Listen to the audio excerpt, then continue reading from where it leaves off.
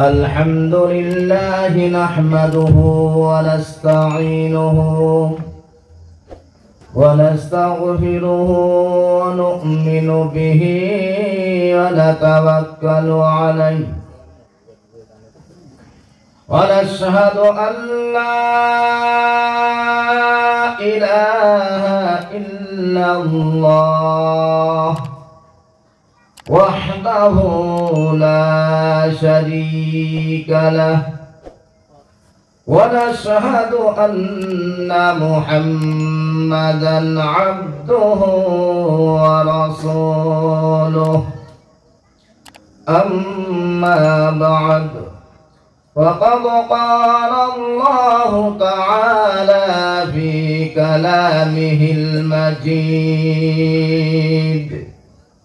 أعوذ بالله من الشيطان الرجيم بسم الله الرحمن الرحيم وما حياة الدنيا إلا متاع الغرور وقال سبحانه تعالى في موضع آخر إن الذين آمنوا وعملوا الصالحات لهم جنات تجري من تحتها الأنهار هم فيها خالدون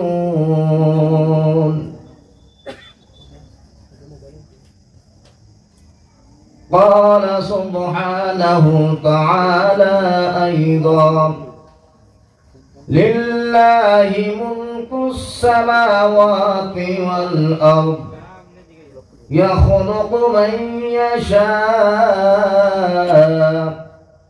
يهب لمن يشاء إناثا ويهب لمن يشاء الذكور أو يزوجهم ذكرانا وإناثا ويجعل من يشاء عقيما إنه عليم قدير قال رسول الله صلى الله عليه وسلم الدنيا أجيفة طالبها كلاب وقال النبي صلى الله عليه وسلم وما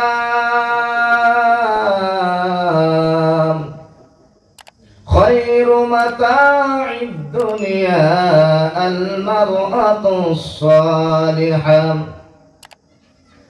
मैं दुनिया में हूँ दुनिया की तलबगार नहीं हूँ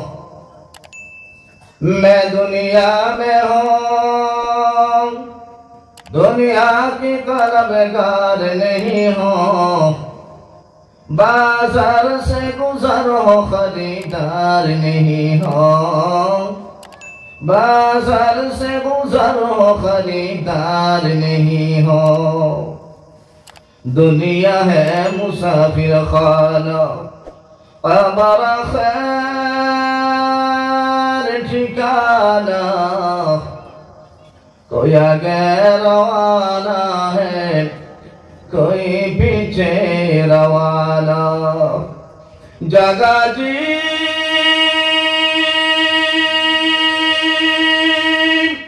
लगाने की दुनिया नहीं है ये इबरत की जाए तमाशा नहीं है ये इबरत की जाए तमाशा नहीं है दुनिया है मुसाफिर खाना कब्र आखिर ठिकाना, कोई आगे रवाना है कोई पीछे रवाना।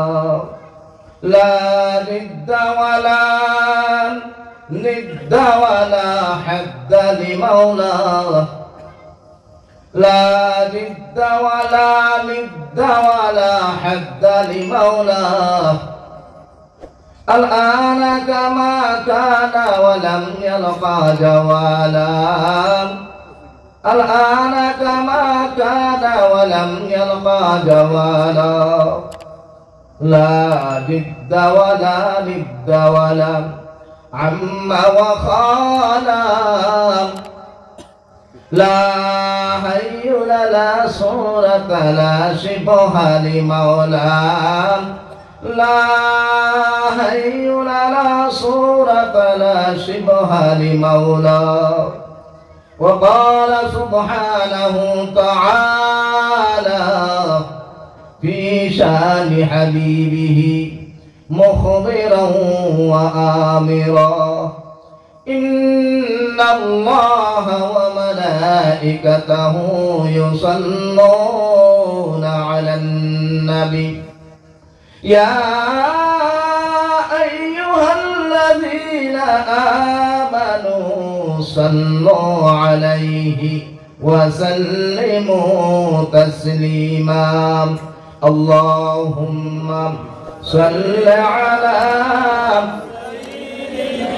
ما شاء الله مولانا محمد وعلى آله سيدنا مولانا محمد। নবী গো আপনার ভালোবাসায় আল্লাহর ওয়ালি হওয়া যায়। নবী গো আপনার ভালোবাসায় আল্লাহর দিদার পাওয়া যায়। আল্লাহুম্মা সাল্লি আলা সাইয়্যিদিনা মাওলানা মুহাম্মদ ওয়া আলা আলি সাইয়্যিদিনা উম্মতেরি দরদি নবী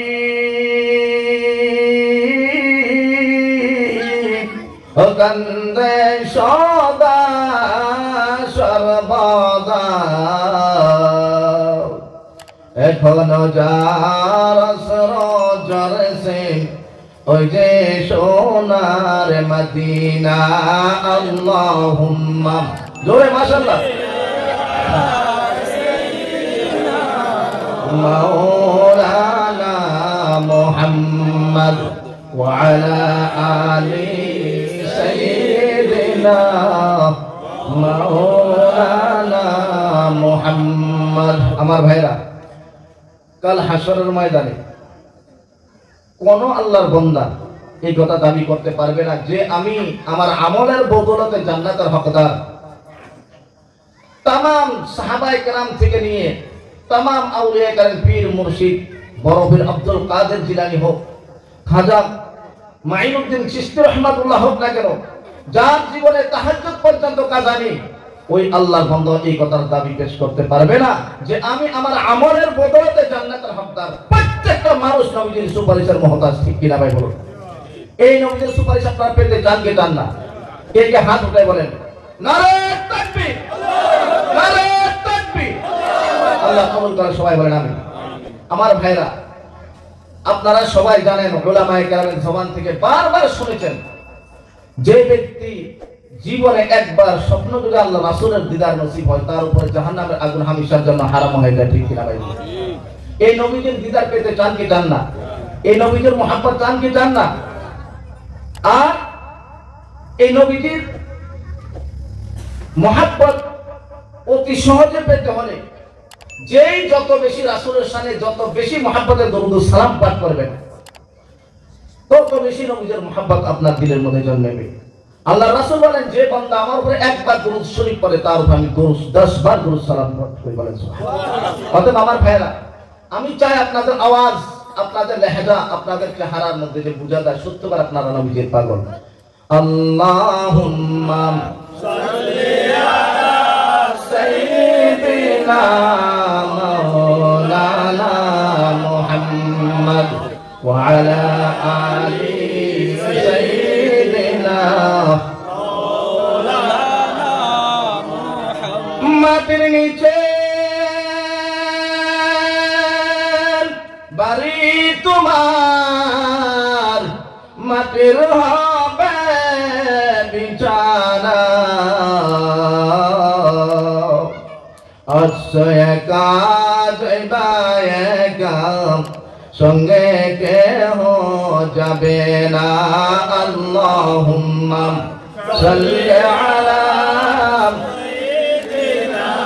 মাওলানা মুহাম্মদ ওয়া আলা আলি সাইয়্যিদিনা মাওলানা মুহাম্মদ। লা ইলাহা ইল্লাল্লাহ, লা ইলাহা ইল্লাল্লাহ, লা ইলাহা ইল্লাল্লাহ। আরো করে মুহাম্মদ মাশাআল্লাহ। লা ইলাহা ইল্লাল্লাহ, লা ইলাহা ইল্লাল্লাহ, লা ইলাহা ইল্লাল্লাহ। বহু দূরে মদিনা, বহু দূরে মদিনা, কেমনে যাব জানি না।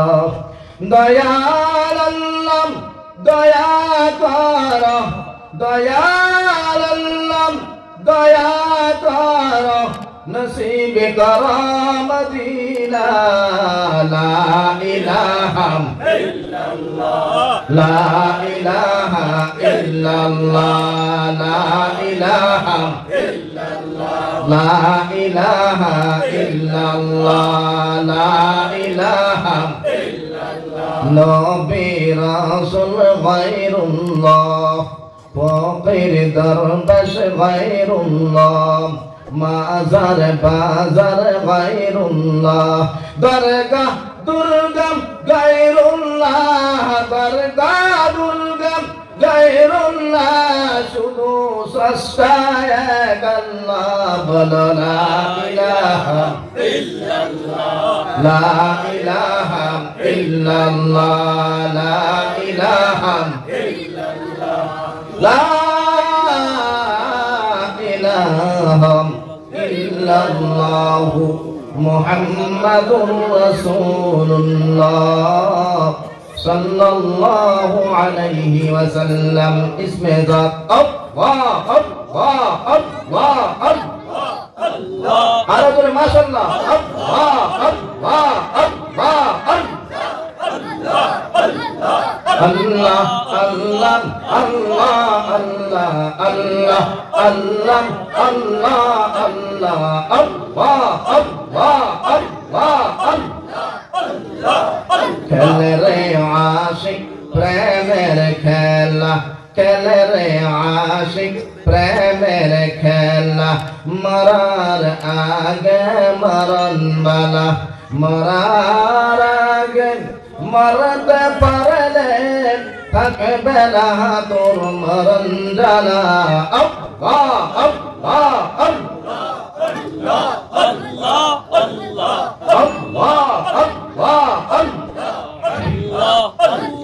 ও মাবুদ মাওলা রে, কি নাম দয়রাম ডাকব তোমারে।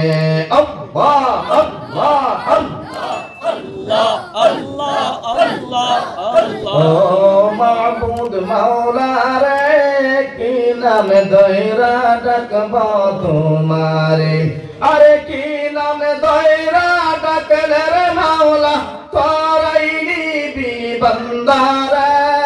মাবুদ মাওলা রে, কি নাম দয়রা ডাকব তোমারে।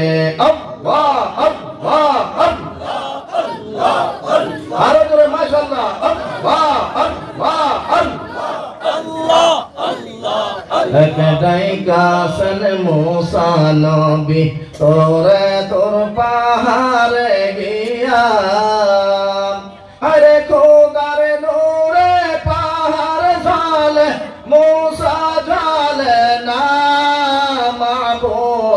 মাওলা রে কি নাম দইরা ডাকবো তোমারে আল্লাহ আল্লাহ আল্লাহ আল্লাহ আল্লাহ আল্লাহ আল্লাহ আল্লাহ আল্লাহ আল্লাহ আল্লাহ আল্লাহ আল্লাহ আল্লাহ আল্লাহ আল্লাহ আল্লাহ লা ইলাহা ইল্লাল্লাহু মুহাম্মাদুর রাসূলুল্লাহ সাল্লাল্লাহু আলাইহি ওয়াসাল্লাম। সবাই জোরে সরে বলুন সাল্লাল্লাহু আলাইহি ওয়াসাল্লাম। আমি সবাইকে তো অনুরোধ করব যে জায়গাগুলি গ্যাপ আছে এগুলো পূরণ করে ফেলুন। আল্লাহ রাসূল আমাদেরকে জন্ম থেকে মৃত্যু পর্যন্ত লেনদেন, ব্যবসা বাণিজ্য, মুআমালা, মুআশারা সব কিছু শিখিয়ে দিয়েছেন। আল্লাহ রাসূলের দ্বীনি জলসার মধ্যে বসারও একটা সুন্নত আদাব আছে। এই আদনা থেকে আদনা সুন্নতকে আদায় করার যে কত বড় ফায়দা। আমার ভাইরা হয়তো আপনার একটু মনে কষ্ট নেবেন, হুজুর শীতের মধ্যে একটু কষ্ট দিলে আমাদেরকে জেনে রাখুন। মান তামাসসাকা বিসুন্নতি ইনদা ফাসাদি উম্মতি ফালাহু আজরু মিআতি শাহীদ। বলেন সুবহানাল্লাহ। যে ব্যক্তি ফিতনা ফাসাদের জামানায় আদনা থেকে আদনা একটা আল্লাহ রাসূলের সুন্নাত জিন্দা করবে, আল্লাহ তাআলা তার আমলনামার মধ্যে এক দুটি নয় 100টা গলা কাটা শহীদের সওয়াব দেবে। বলেন সুবহানাল্লাহ। আমার ভাইরা আমরা যারা পেছনে বসছিলাম এখন সামনে এসে বসেছি। আমার যে কোনো জলসাতে আমি কাউকে ওয়াদা করেন আপনি ফার্স্ট টু লাস্ট বসতে হবে। আপনার প্রস্রাব পায়খানার প্রয়োজন যেতে পারবেন বিনা জরুরত, আপনি জানান আপনার কোনো ওয়াদা মন বলেন। কিন্তু যতক্ষণ বসবেন সুন্নত তরিকা বসতে হবে। মসজিদে না আসা আলাদা কথা, তো মসজিদে গিয়ে যদি আপনি দুনিয়াবি ফালতু কথাবার্তা বলেন আল্লাহ রাসূলের হাদিস তার উপরে ফেরেশতারা লানত করে। ঠিক আছে না ভাই?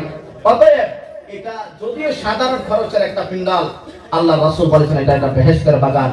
আল্লাহ রাসূল বলেছেন যারা এমন জলসার মধ্যে বসবে ইখলাসের নিয়তে তাকে নিষ্পাপ বানিয়ে বাড়িতে ফিরিয়ে নেবেন। বলেন সুবহানাল্লাহ। অতএব আমার ভাইরা এটা ছোট মনে করবেন না, আমরা দিনের দুনিয়াকে সহি করে বসি, ইনশাআল্লাহ আমলের নিয়তে বেশি ফায়দা হবে। এই যে একটা আমল করেছেন, একটা সুন্নাত জিন্দা করেছেন, ফিতনা ফাসাদের জামানায় একটা সুন্নাত জিন্দা করলে 100টা গলা কাটা শহীদের সওয়াব। কিভাবে? ইনশাআল্লাহ আমি একটা দৃষ্টান্ত দিয়ে আপনাদের সামনে বোঝানোর চেষ্টা করব ইনশাআল্লাহ। আজকের এই মাহফিলের প্রধান জনাব মুআজ্জাজ সভাপতি সাহেব, আজকে এই মাহফিলের উপস্থিত দিগার উলামায়ে কেরাম, মুরব্বিয়ানে ইজাম, এই কলেজের এমডি মহাশয় সহ তামাম আসাতিজায়ে কেরাম, আমার সামনে উপস্থিত নওজোয়ান ভাইয়েরা, মুরব্বিয়ানে ইজাম, যত দূর পর্যন্ত মাইকের আওয়াজ শোনা যাচ্ছে, দল মত ধর্ম বর্ণ নির্বিশেষে তথা পাহাড়ি বাঙালি হিন্দু মুসলিম সবার প্রতি আমার শ্রেণীগত শ্রদ্ধা সালাম জ্ঞাপন করে আল্লাহ পাক সুবহানাহু ওয়া তাআলার দরবারে একবার প্রাণ খুলে শুকরিয়া আদায় করি যে রব্বুল আলামিন আমাদেরকে দুনিয়ার সমস্ত বেহায়া শরীয়ত বিরোধী কাজ হতে বিরত রেখে একটি দ্বীনি প্রতিষ্ঠান, দ্বীনি দরসগাহ তথা একটি বেহেশতের বাগানে আসার ও বসার তৌফিক দান করেছেন। আমরা সবাই পড়ি আলহামদুলিল্লাহ। আমার ভাইরা জেনে রাখুন, একটা মানুষ বাড়ি গাড়ি নারী কোটিপতি আরবপতি ঘরপতি সব কিছু আছে, তার ঈমান নাই। আমার আল্লাহ বলেন তার কিছু নেই। আরেকটা মানুষ একবার খেতে পারে সপ্তাহে সপ্তাহ হার, থাকার জন্য বাসস্থান নেই, গাছতলায় রাস্তার ধারে কত কষ্ট জীবন কাটাচ্ছে, কিন্তু তার ঈমান আছে। আমার আল্লাহ বলেন তার সব আছে। ঠিক কিনা ভাই? অতএব আমার ভাইরা আজকে সারা পৃথিবীতে মুসলমান লাঞ্ছিত, বঞ্চিত, নির্যাতিত, নিপীড়িত, একমাত্র কারণ হলো আমরা ঈমান থেকে সরে গেছি, হাকিকতে দ্বীনে ইসলাম থেকে আমরা সরে গেছি। কোরআন ও হাদিস অনুযায়ী যখন আমরা রিসার্চ করি, মুতালা করি, আজকে পৃথিবীর মধ্যে যাই হচ্ছে কারো কোনো দোষ নেই, আমাদের দোষ। ঠিক কিনা ভাই? আমার ভাইরা এরপরেও বলি, সারা পৃথিবীর মানুষ আমাদেরকে নিন্দা করে, হিংসা করে, জেনে রাখুন আমরা গর্বিত, আমরা ঈমানওয়ালা হয়েছি। আমার ভাইরা আপনারা শুনেছেন হযরত ওমর ফারুক রাদিয়াল্লাহু তাআলা আনহুর ওয়াকিয়া। আমার ভাইরা হযরত ওমর রাদিয়াল্লাহু তাআলা আনহু যিনি অর্ধ দুনিয়ার বাদশাহী কায়েম করেছিলেন, সেই উমরে ফারুক এক দাউড়ার শরীক লস্কর মুজাহিদিনকে নিয়ে কোথাও যাচ্ছিলেন জিহাদ করার জন্য। মদিনা দিয়ে মক্কা দিয়ে যাচ্ছেন, হঠাৎ করে একটা পাহাড়ের সামনে দাঁড়িয়ে গেলেন।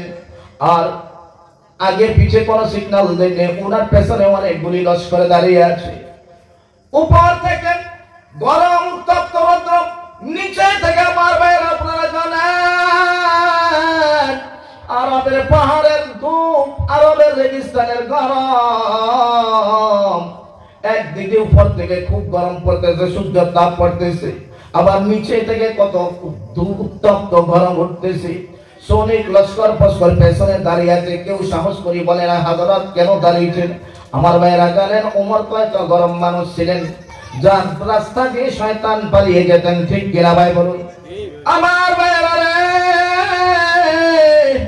হযরত ওমর ওই পাহাড়ের দিকে তাকায় আছে রে, আর চোখের অশ্রুগুলা ঝলসর করে জমিনে পড়ে, কান্দে আর কান্দে, কিন্তু পেছনে লস্কররা গরমের জ্বালাই পেরেশান, কোন কথা জিজ্ঞেস করার সাহস পায় না। হঠাৎ করে একজনে আওয়াজ দিয়ে বলে, ওমর ও আমিরুল মুমিনিন, আমাদের গন্তব্যস্থল তো অনেক আগে, আপনি এই রৌদ্রের মধ্যে এখানে কেন দাঁড়িয়ে আছো?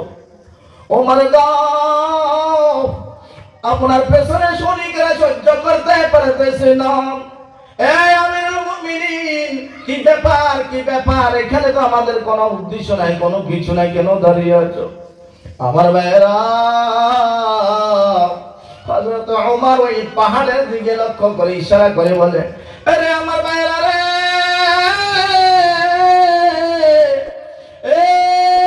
মুসলমান কান খুলে শুনে রাখো বাবারা, ও আমার ভাইয়েরা বন্ধুরা কান খুলে শুনে রাখো। ছোটবেলায় আমি ওমর আমার বাবা খাত্তাব বাবাকে পাহাড়ে পাঠাতেন উট বেড়া চড়ানোর জন্য। আমি উট বেড়া চড়াইতাম, সকালে উট বেড়া নিয়ে আসতাম, উটের পালকে পালিয়ে চড়াইয়া যখন বাড়িতে নিতাম, নেওয়ার পর আমার বাবা খাত্তাব চাবুক দিয়ে লাঠি দিয়ে আমার শরীরের মধ্যে এমন ভাবে পাহাড় করতো, আমার শরীর থেকে রক্ত বের হয়ে যেত। আর বলতো, ওমর আমার মনে হয় আরবের মধ্যে তোর মতো বেকুবার কোন মানুষ নাই। আরে ওমর, তুই আমার ঘরে কি অযোগ্য সন্তান জন্ম হইলি? সকালে উট নিয়ে জঙ্গলে গিয়েছ, বাড়িতে উট নিয়ে আসা, উটের পেট খালি। ওমর রে, তোর মতো বেকুবার কোন মানুষ নাই। হযরত ওমর ওই সাহাবীদেরকে লক্ষ্য করে বলতেছেন, ও মুমিন মুসলমানেরা কান খুলে শোনো, যে ওমর ছোট্টবেলা উট চড়াইতে জানতাম না, যে ওমর ইসলাম কবুল করার আগে উট চড়াইতে বেড়া চড়াইতে জানতাম না, ওই ওমর আছে ওই ঈমান কবুল করার কারণে, ওই কোরআন কবুল করার কারণে আল্লাহ পাক আমাকে অর্ধ দুনিয়ার বাদশা বানিয়ে দিয়েছেন। বলেন সুবহানাল্লাহ। আমার ভাইরা, আজকে আমরা ঈমানের দাবি করি, কিন্তু ঈমানের হাকিকত আমার কাছে নাই, আপনার কাছে নয়। আমার ভাইরা, তারা ছিল ময়দানের মধ্যে একজন, অপর দিকে 10 জন, একদিকে ছিল 300, অপর দিকে ছিল 1000 অধিক, আরো আসলেও বেশি, হাতিয়ারও বেশি, ঠিক কিনা ভাই বলুন? কিন্তু আমরা কামিয়াব হয়েছে কারা? একমাত্র ইমানদার মুসলমানেরা, ঠিক কিনা ভাই বলুন? আমার ভাইরা, আমাদের উদাহরণ হলো এমন, কর্তব্য দেখছেন তো, যারা খেলা দেখায় বাজারের মধ্যে, বাজারে খেলা দেখায় না, বাজারে খেলা দেখা যেমন 10 তলা দুটা বিল্ডিং, ওই দুটা বিল্ডিং এর মধ্যে একটা মানুষ মাঝখানে একটা দড়ি রশি বাঁধছে, বাঁধার পরে উনার ছোট, প্রথমে উনি ওই রশিটা দিয়া এই বিল্ডিং থেকে ওই বিল্ডিং এর মধ্যে আসলো, সবাই খুশি, বাহ কত জবরদস্ত খেলা।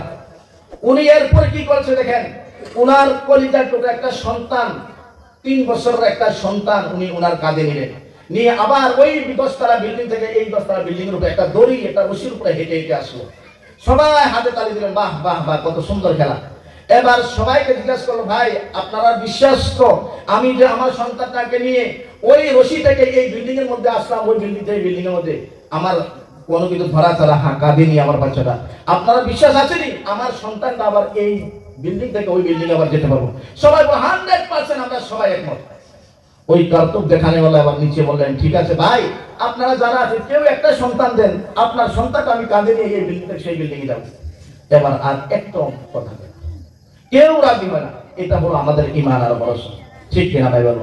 যে ঈমান প্রয়োজনে জ্বলে ওঠে না, যে ঈমান সত্যের কথা বলে না, যে ঈমান প্রয়োজনে জ্বলে ওঠে না, যে ঈমান সত্যের কথা বলে না, যে ঈমান অন্তরে নাই, যে ঈমান বাস্তবে নাই, মুখে শুধু পাকা বলি, কি করে তারে বলো ঈমান বলি, কি করে তারে বলো ঈমান বলি।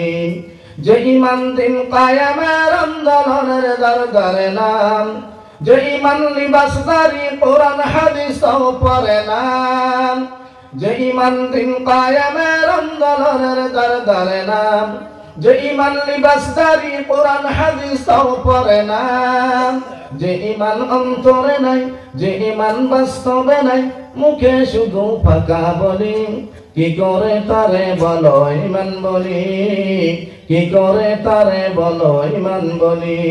যে ঈমান প্রয়োজনে জ্বলে ওঠে না, যে ঈমান সত্যের কথা বলে না, যে ঈমান খাসার নামে মাজার করে পুরুষ কামায়, যে ঈমান শিরকিয়াতের আমল করে ভিতর হয়, যে ঈমান অন্তরে নাই, যে ঈমান বাস্তবে নাই, মুখে শুধু ফাঁকা বলি, কি করে তারে বলো ঈমান বলি, কি করে তারে বলো ঈমান বলি। ঠিক কিনা আমার ভাইরা?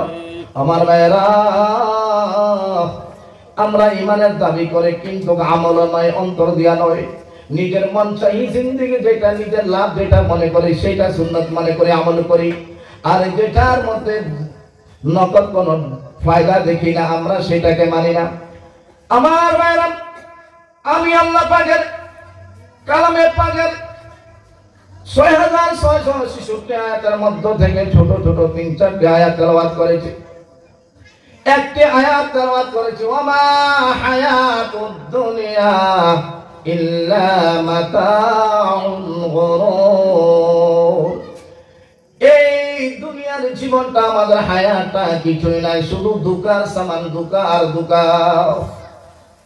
এমনি ভাবে আমার ভাইরা, আল্লাহ পাক কালামে পাকের মধ্যে ঘোষণা করেছেন, ইন্নাল্লাযীনা আমানু ওয়া আমিলুস সালিহাত, অবশ্যই ঈমানওয়ালা যারা ঈমান এনেছে, ওয়া আমিলুস সালিহাত, এমন নেক কাম করেছে, লাহুম জান্নাতুন তাজরি মিন তাহতিহাল আনহার, তারা অবশ্যই অবশ্যই এমন জান্নাতে বসবাস করবেন, তাদের ঠিকানা জান্নাত হবে, যার নিচে দিকে সমস্ত ধরনের দুধের মধুর সবকিছু সাগরের নদী নালা চলবে। বলেন সুবহানাল্লাহ।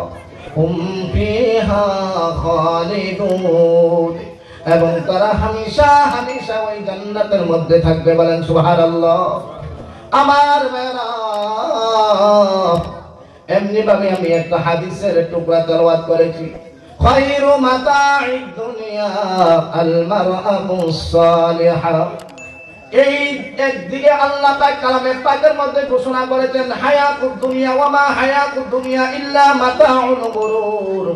এই দুনিয়ার জীবনটা হলো, এই হায়াতটা হলো শুধু দুকার সামান, দুকার সামান। দুনিয়ার মধ্যে কোনো ভালো সামান নাই। আল্লাহর রাসূল একটা হাদিস বয়ান করেছেন, খায়রু মাতাঈদ দুনিয়া আল মারআতুস সালিহা। এই দুনিয়ার মধ্যে সবচেয়ে ভালো সামান যদি থেকে থাকে সেটা হলো নেককার বিবি, নেককার মহিলা। বলেন সুবহানাল্লাহ।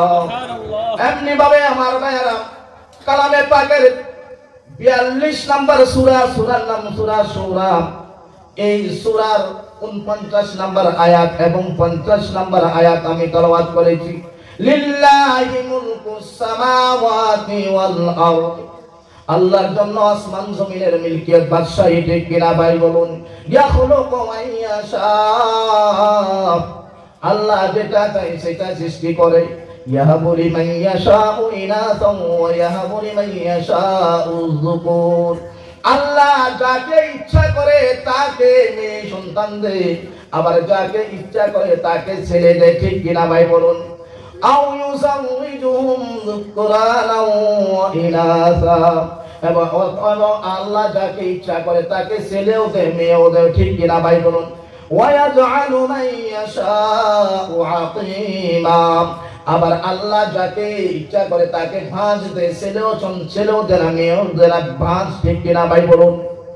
আমার ভাইরা, ইন্নাহু আলিমুন কাদির, আল্লাহ সবকিছু জানেওয়ালা, আল্লাহ সবকিছুর উপরে কুদরত রাখনেওয়ালা। ঠিক কিনা ভাই বলুন? এই দুই চারটি আয়াতের মাঝখানে আমি দুই চারটি কথা আপনাদের সামনে ব্যাখ্যা করার চেষ্টা করব। আমার ভাইরা,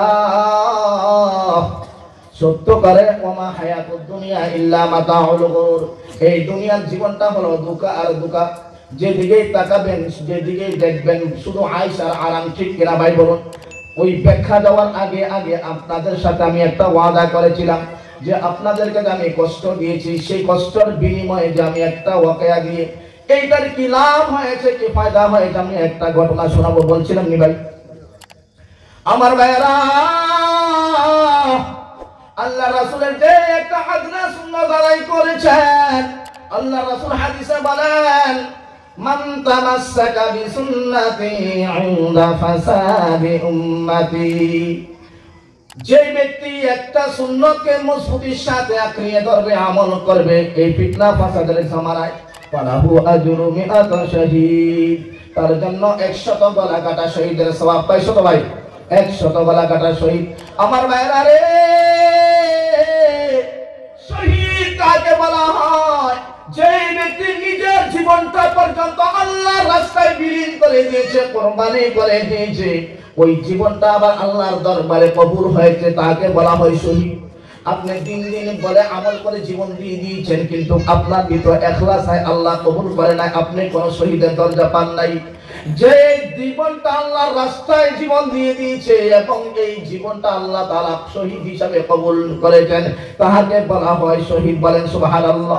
শুধু তাই নয়, শহীদের রক্ত জমিনে পড়ার আগে আল্লাহ সুবহানাহু ওয়া তাআলা ওই শহীদের জিন্দেগীর গুনাহ মাফ করে দেন। বলেন সুবহানাল্লাহ। শুধু তাই নয়,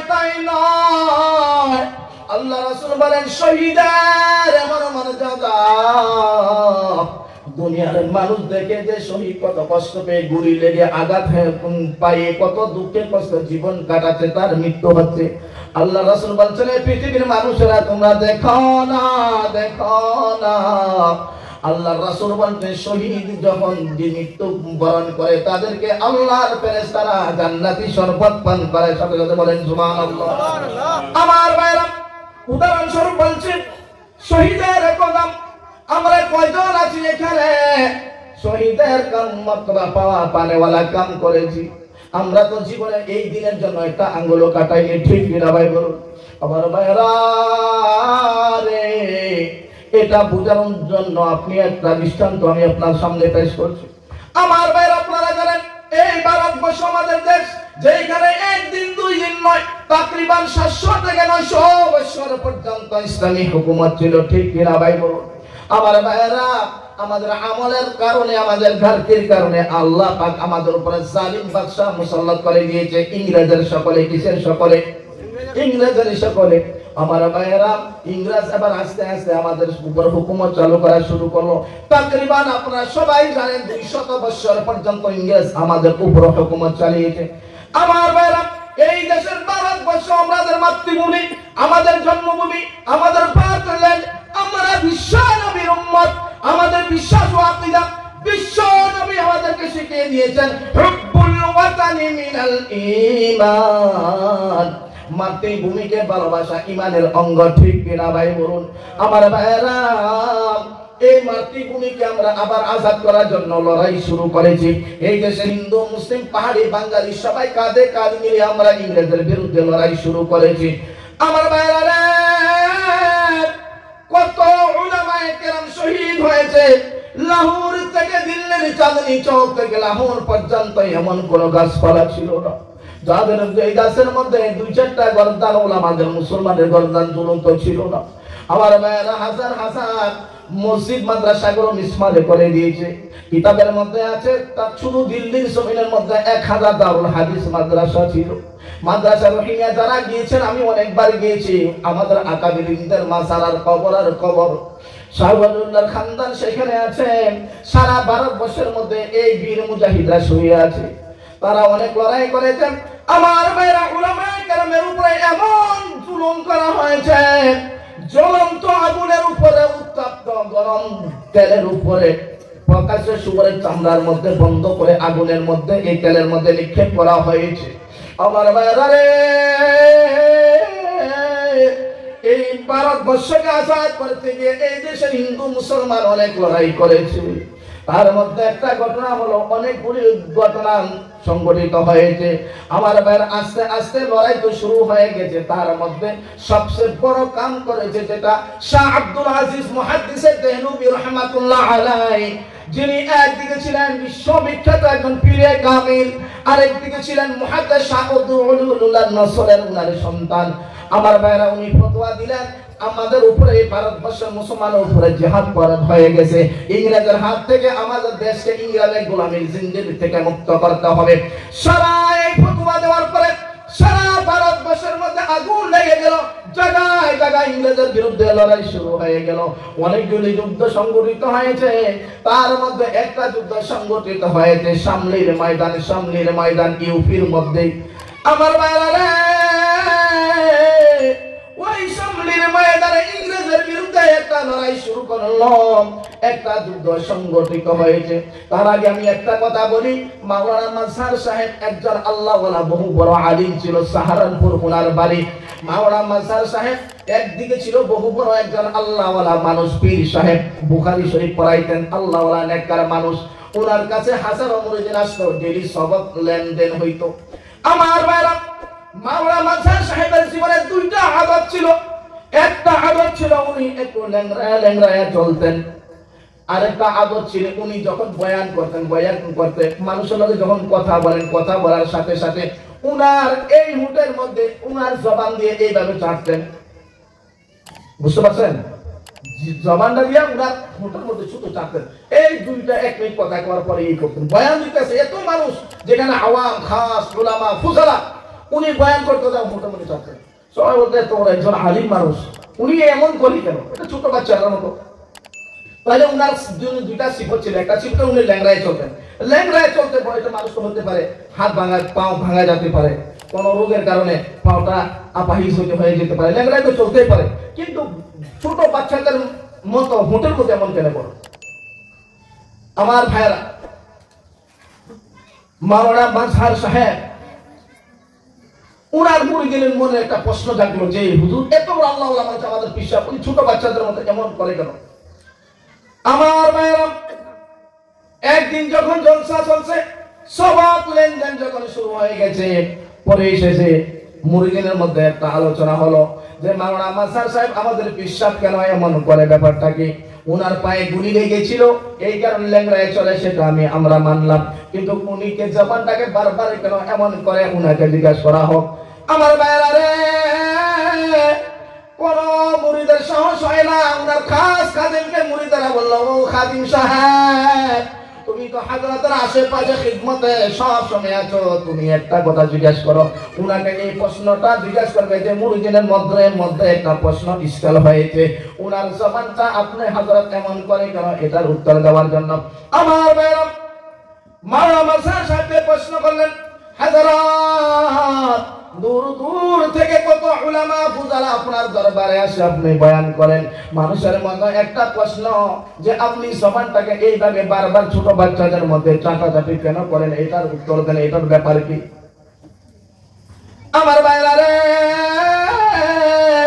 মাওলানা মাজহার চিৎকার করে আর চোখের অশ্রুগুলা ঝরঝর করে জমিনে ছেড়ে দিয়েছে। আর ছেড়ে দিয়ে মুরিদদেরকে বলে, ওরে মুরিদেরা রে,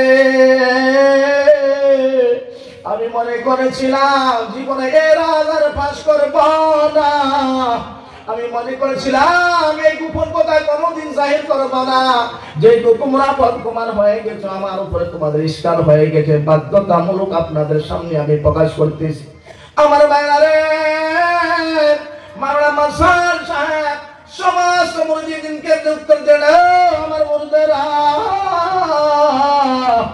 আমি জাগার ওই সামনের ময়দানে ইংরেজের বিরুদ্ধে লড়াই শুরু হয়েছে। একদিকে ছিল ইংরেজ ফৌজ, তাদের ছিল নতুন নতুন নিত্য নতুন হাতিয়ার আসলেহা। আমরা মুসলমান অপরদিকে ছিলাম ভারতের পক্ষে লড়াই করার জন্য, তাদের বিরুদ্ধে যুদ্ধ করার জন্য। যুদ্ধ যখন শুরু হবে, আমরা মুসলমানের কাছে কোনো কিছু না, হাতে আছে মাত্র একমাত্র তসবিহ, তসবিহ, আল্লাহ আল্লাহ আল্লাহ আল্লাহ করনেওয়ালা জিনিস। যুদ্ধ শুরু হবে, যুদ্ধ শুরু যখন আমরা লাইনে দাঁড়িয়ে আছি, এমন অবস্থায় দেখছি জালিম ইংরেজ আমাদের যুদ্ধের সিগন্যাল দেওয়ার আগে আমাদের সামনে যে উলামায়ে কেরামের লাইনটা সবার আগে ছিল, ইংরেজ আন্ধাধুন ফায়ারিং করা শুরু করলো। আমরা যারা লাইনে আছিলাম, কারো সিনার মধ্যে গুলি লেগেছে, কারো পায়ের মধ্যে গুলি লেগেছে, কারো মাথার মধ্যে গুলি লেগেছে। কারবালার ময়দানের মতো ইয়ারাপসি ইয়ারাপসি করে জমিনের মধ্যে, ওই সামনের ময়দানের মধ্যে লাশ আর লাশ, চিৎকার, পানি পানি পানি পানি বলে চিৎকার করে আমাদের উলামায়ে কেরাম মুসলমানের লাশ পড়ে আছে, আমাদের কাল আল্লাহ তাআলা কেউ নাই, সবাই পানি পানি পানি পানি করে চিৎকার করতেছে। তখনও আমিও পানি পানি পানি করে বলে চিৎকার করতেছি। এমন সময় দেখি রে, আকাশ থেকে জান্নাতি একটা হুরের দল জান্নাতি শরবতের গ্লাস নিয়ে উপস্থিত, আর পানি পানি করে যেই সমস্ত মুজাহিদিনরা চিল্লায়, যাকে পানিটা পান করা জান্নাতি শরবতটা পান করে সে মরে যায়, শহীদ হয়ে যায়। এরপর আরেকজনকে পান করালো, সেই শহীদ হয়ে গেছে। আরেকজনকে পান করায়, যাকে এই জান্নাতি শরবতটা পান করায় সে শহীদ হয়ে যায়। এমনি ভাবে সিরিয়ালে লাশ হিসাবে আমিও পড়ে আছিলাম, আমারও পায়ে গুলি লেগেছে। আমিও যখন পানি পানি করে চিৎকার করতেছি, ওই ময়দানে জান্নাতি হুরেরা জান্নাতি গ্লাসের মধ্যে করে জান্নাতি শরবত আমাকে পান করার জন্য আমার হোটেল মধ্যে এইভাবে গ্লাসটা রেখেছে। গ্লাসটা রাখার পরে জান্নাতি হুরের সর্দারিনী ডাক দিয়ে বলে, সাবধান সাবধান, আল্লাহর বান্দা মাওলানা মানসারকে শরবত পান করানোর ইজাজত নাই, কারণ হলো এটা জান্নাতি শরবত। যে মানুষটা এই মুহূর্তে মৃত্যুবরণ করবে, শহীদ হবে, শহীদের দরজা পাবে, তার জন্য এই জান্নাতি শরবতটা সিদ্ধান্ত তাকেই পান করানো যাবে। আর মাওলানা মানসার সাহেবকে পান করানো যাবে না, এই কারণে উনার পায়ে গুলি লেগেছে, উনার হায়াত এখনো বাকি আছে, উনি মরবে না। এই অবস্থা দেওয়ার সাথে সাথে ওই জান্নাতি হুর গ্লাসটা উনার হোঁট থেকে টান নিয়ে নিয়ে এসেছে। মাওলানা মাসার সাহেব পরিশেষে আস্তে আস্তে বাড়িতে চলে গেলেন, ভালো হয়ে গেলেন। মাওলানা মাসার সাহেব বলেন, আরে আমার মুরিদেরা, ওই যে সামনের ময়দানে যে জান্নাতি গ্লাসের কিনারাটা আমার হোঁটে একটু লেগেছিল, ওই জান্নাতের কাটা ছোঁয়ার কারণে আমার এই হোটেল এই জায়গা থেকে এত মজা আসে রে, যার কারণে আমি বারবার আমার হোঁটটাকে আমি চাটিয়ে, বলেন সুবহানাল্লাহ। আমার ভাইরা, এই শহীদের এত বড় দাম মর্যাদা। আমার ভাইরা, আজকে আমরা কষ্ট করে এখানে আগে এসে বসেছি সুন্নত আদায়ের নিয়তে, আমরা কেমন শহীদের সওয়াব পাবো, ঠিক কিনা ভাই বলুন? তাহলে কত বড় মর্তবা শহীদের, ভাই বলুন? আল্লাহ পাক সব সময় আদরে সফরে লেনদেন খানায় দানা হার হালতে আমাদের নবীজির সুন্নতের উপর আমল করনে ওয়ালা বানাইবেন, সবাই বলেন আমিন। আমার ভাইরা, আমি আল্লাহ পাকের আয়াত তেলাওয়াত করেছিলাম, লিল্লাহি মুলকুস সামাওয়াতি ওয়াল আরদ, আল্লাহর জন্য আসমান জমিনের মিলকিয়ত, ঠিক কিনা ভাই বলুন? হায়াতের মালিক আল্লাহ, মওতের মালিক আল্লাহ। আল্লাহ যাকে ইচ্ছা করে যেটা চায় সেটা চেষ্টা করে সৃষ্টি করে। আল্লাহ কাউকে চায় শুধু মেয়ে দেয়, ইয়াহাবু লিমান ইয়াশাউ ইনাফা, আল্লাহ যাকে ইচ্ছাকে শুধু মেয়ে সন্তান দেয়, আবার যাকে ইচ্ছা দেয় মেয়ে দেয় না, শুধু ছেলে দেয়, ঠিক কিনা ভাই বলুন? আমার এক শ্রেণী আছে আল্লাহ পাক তাকে মেয়েও দিয়েছে, ছেলেও দিয়েছে, ঠিক কিনা ভাই বলুন? আমার এক শ্রেণীর লোক আছে আল্লাহ তাকে আপাহাস বাঁশ বানিয়ে রেখেছে, তার সন্তানও হয় না, ছেলেও হয় না, মেয়েও হয় না। আমাদের 15 বছরের ত্রিপুরা রাজ্যের মুখ্যমন্ত্রী ছিলেন মানিক সরকার, কিন্তু তার কোনো সন্তান নাই। ত্রিপুরা রাজ্যে আমাদের মুসলিমের মধ্যে সবচেয়ে বড় একজন ধনী, কোটি কোটি টাকার মালিক, তার কিন্তু সব আছে, সারা ত্রিপুরাতে তার সম্পদ আছে, কিন্তু আমার ভাইরা তার একটা ছেলে ওনার মেয়েও নাই।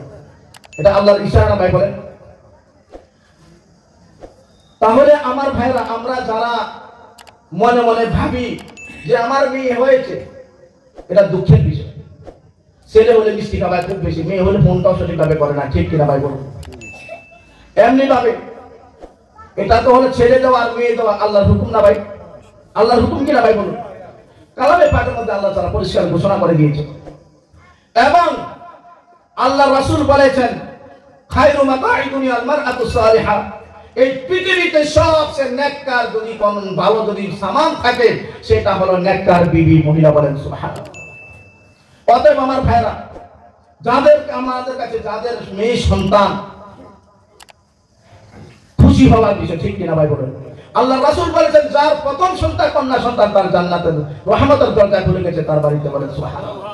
অতএব আমাদের যার প্রথম মেয়ে সন্তান হয় অথবা শুধু আমাদেরকে মেয়ে দিয়েছে আমরা খুশি, ঠিক কিনা ভাই বলুন? জান্নাতের জাহান্নাম দুইটা জিনিস আছে, ঠিক কিনা ভাই বলুন? জান্নাত আল্লাহ রাসূল বলেছেন যার ঘরে একটা মেয়ে বা দুইটা মেয়ে তিনটা মেয়ে সঠিকভাবে ভালো সুশিক্ষা শিক্ষিত করে বিবাহ একটার ভাবে বিবাহ দিয়ে দিচ্ছে আল্লাহ রাসূল বলেছেন। তারপরে একটা মেয়ে তো একটা জান্নাত, দুইটা মেয়ে তো দুইটা জান্নাত। বলেন সুবহানাল্লাহ। ঠিক কিনা ভাই বলুন? এমন কথা কোন শ্রেণীর ব্যাপার আল্লাহ রাসূল বলেনি। এরপরেও আমার ভাইরা, আমরা যারা মেয়ে সন্তানকে নিন্দা করি, মেয়ে হলে আমাদের মুখ বেজার হয়ে যায়, এটা ভুল। মেয়েদের সাথে কোনদিন বাড়াবাড়ি করা যাবে না। মেয়েদেরকে যত মায়া মহব্বত দিবেন আল্লাহ আল্লাহ রাসূল খুশি হয়, ঠিক কিনা ভাই বলুন? এখন হুজুর প্রশ্ন করতে পারে, হুজুর আপনি শুধু মেয়েদের ফজিলত বয়ান করলে হবে? মেয়েদেরকে শুধু ভালোবাসতে হবে, মহব্বত করতে হবে? তারা নবীদের মা, ওলিদের মা, রাসূলের মা। কিন্তু হুজুর তারা যদি খারাপ ব্যবহার করে আপনার সাথে, আপনি তখন কি করবেন? আমি বলবো তো আপনাকে যদি গালিও দেয়, আপনার উপর নির্যাতন করে, তবুও তার সাথে ভালো ব্যবহার করে, এটা হলো সুন্নাত তরিকা। বলেন সুবহানাল্লাহ। কিভাবে? তারা যদি আপনার সাথে বেয়াদবি করে বারবার, আপনি মাফ করেন, সবর করেন, ধৈর্য ধারণ করেন, আল্লাহ পাক আপনার মর্তবা বরণ করে দেবে। বলেন সুবহানাল্লাহ। আমার ভাইরা, আপনারা শুনেছেন খাজা আবুল হাসান খারকানী রাহমাতুল্লাহ আলাইহির জীবনী। খাজা আবুল হাসান খারকানী রাহমাতুল্লাহ আলাইহি বহু বড় একজন আল্লাহওয়ালা মানুষ ছিলেন। খাজা আবুল হাসান খারকানী বহু বড় আল্লাহর ওলি ছিলেন, মুস্তাজাবুদ দাওয়াত ছিলেন। দূর দূর থেকে হযরতের কাছে দোয়ার জন্য মানুষ আসতেন হাজারাত।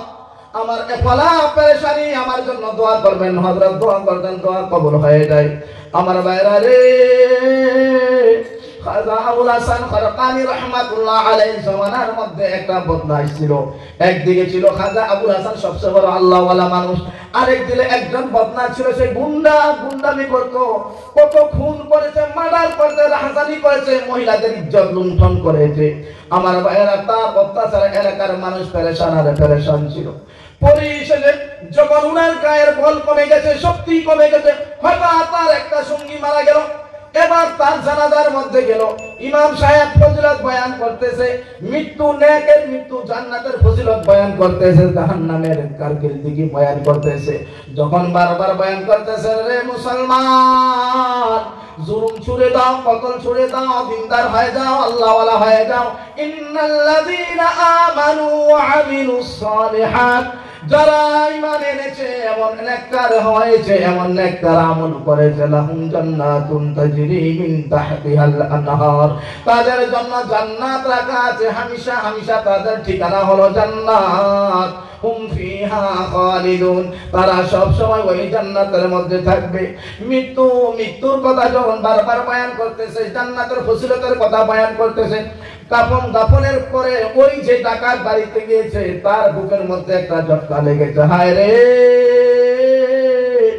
আমার সঙ্গী সে মার্ডার করেছে, খুন করেছে, আমার সাথে মিলে সে ডাকাতি করেছে, আমার সাথে থেকে সে মহিলাদের মা বোনদের ইজ্জত লুণ্ঠন করেছে, আজকে সে মারা গেছে। এখন তো আমার গায়ের বল কমে গেছে। আমার ভাইরা, দেখবেন আপনার একজন সঙ্গী যদি আচানক মারা যায়, আপনার মনটা দুর্বল হয়ে যায়, ঠিক কিনা ভাই বলুন? এবং জানাজার মধ্যে যখন গেলেন, ওই মানুষের সাথে, ওই ইমাম সাহেবের সাথে যখন আলোচনা, জান্নাতের ফজিলত, জাহান্নামের হলনাকের বর্ণনা হলো, তার মনের মধ্যে একটা ঝটকা দিল। হায় রে, আমার মতো গুনাহগার, আমার মতো খুনি, আমার মতো গুনাহগার, আমার মতো নাফরমান এই এলাকার মধ্যে আর কেউ নাই। আমার ঠিকানা হবে জাহান্নাম, জাহান্নাম, জাহান্নাম। আমার কি গুনাহ মাফ হবে? গুনাহ মাফ হবে?